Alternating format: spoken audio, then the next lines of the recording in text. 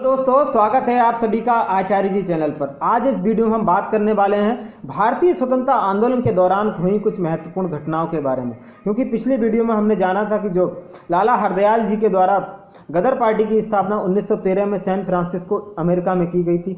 इसके बाद इस वीडियो में आज हम जानेंगे महात्मा गांधी जी का भारतीय स्वतंत्रता आंदोलन में क्या योगदान रहा है, उसके बारे में हम जानने वाले हैं।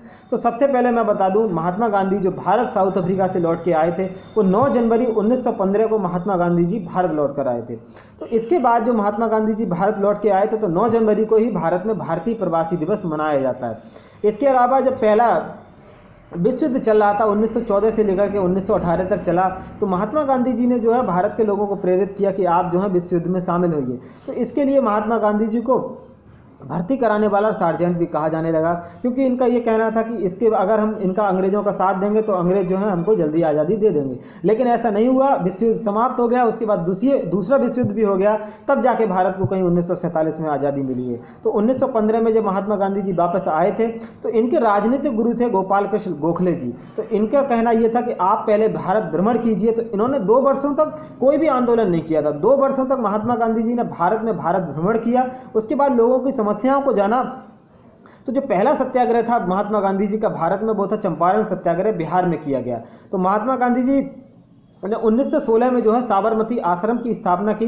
उसके बाद चंपारण सत्याग्रह बिहार में 1917 में किया गया। इसमें था यह कि चंपारण के किसान नेता थे राजकुमार शुक्ल, वो महात्मा गांधी से मिलने आए। उनका यह कहना था कि अंग्रेजों की जो नीतियां हैं, इनके जो हमारे खिलाफ हैं, 3 कटिया प्रथा उन्होंने चला रखी थी। इसमें यह था कि आपको नील की खेती करना अनिवार्य था। तो महात्मा गांधी जी इसमें पहुंचे और इस आंदोलन को जो है सफलतापूर्वक इस 3 कटिया जो प्रथा थी उसको अंग्रेजों से समाप्त भी करवाया।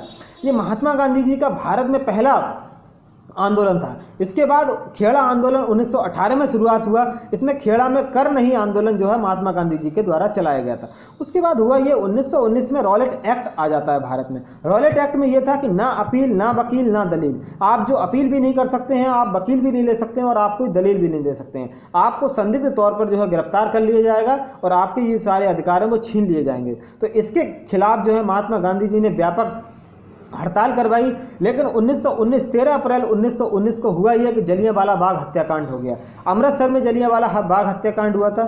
जो रॉलेट एक्ट आया था उसके विरोध में जो है डॉक्टर सतपाल और सैफुद्दीन किचली जी को गिरफ्तार कर लिया गया था। तो उनकी गिरफ्तारी के विरोध में जलियांवाला बाग में लोग जो है धरना प्रदर्शन कर रहे थे।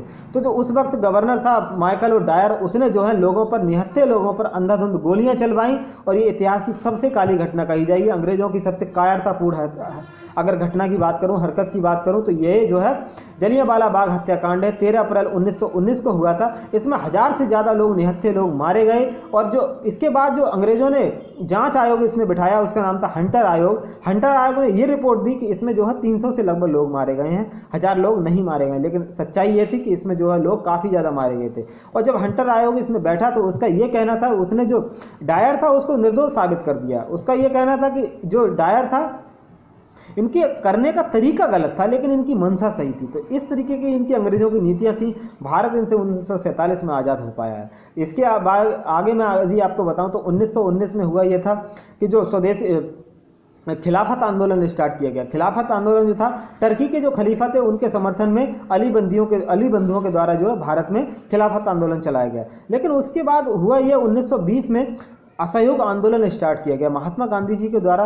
कि हिंदू और मुस्लिम दोनों ही जो थे वो एक हो गए थे। क्योंकि 13 अप्रैल 1919 की जलियांवाला बाग हत्याकांड हो गया था। उसके बाद जब एक होने लगे तो महात्मा गांधी जी ने असहयोग आंदोलन की शुरुआत कर दी। तो असहयोग आंदोलन शुरुआत हुआ, लेकिन समस्या ये हो गई कि गोरखपुर वाले, यूपी वाले हैं, आप जानते हैं, मानते नहीं हैं, हथियार रखेंगे ही रखेंगे।